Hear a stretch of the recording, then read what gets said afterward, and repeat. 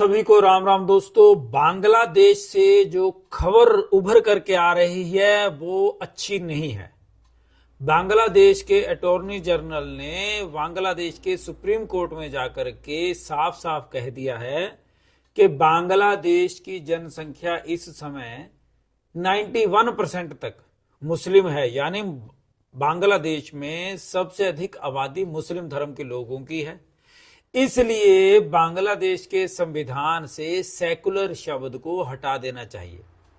Secular शब्द अब बांग्लादेश के संविधान में जरूरी नहीं है, क्योंकि 91% तक के लगभग मुस्लिम जनसंख्या बांग्लादेश में हो चुकी है।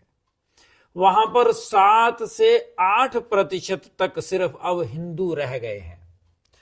अब अगर ऐसा होता है तो जो वहां पर हिंदू रह रहे हैं उनका जीवन नरक हो जाएगा, और जिस तरह से पाकिस्तान में हिंदुओं की संख्या धीरे धीरे खत्म होती चली जा रही है, ठीक वैसे ही अब बांग्लादेश में भी हो जाएगा। पिछले दिनों में बांग्लादेश में जो इस पूरा हालात हुए हैं, दर्दनाक हालात, जिसमें बड़ा भारी उलटफेर हुआ और बहुत खून खराबा हुआ, हिंदुओं के ऊपर बहुत जुल्म हुए हैं, उस कड़ी को अगर आप देखेंगे तो आने वाले दिनों में बांग्लादेशी हिंदुओं की जीवन में बहुत ज्यादा सुधार नहीं होगा, बल्कि कष्ट के दिन और बढ़ जाएंगे।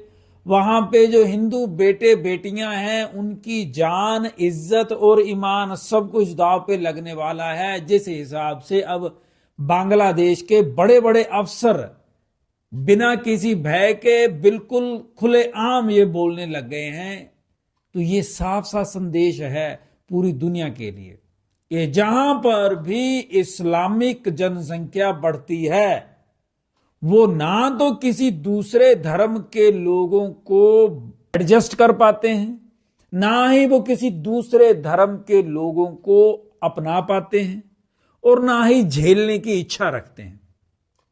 जैसे ही मुसलमानों की जनसंख्या किसी भी देश में बढ़ जाती है, बाकी धर्मों के लिए वो समय कहर का समय हो जाता है।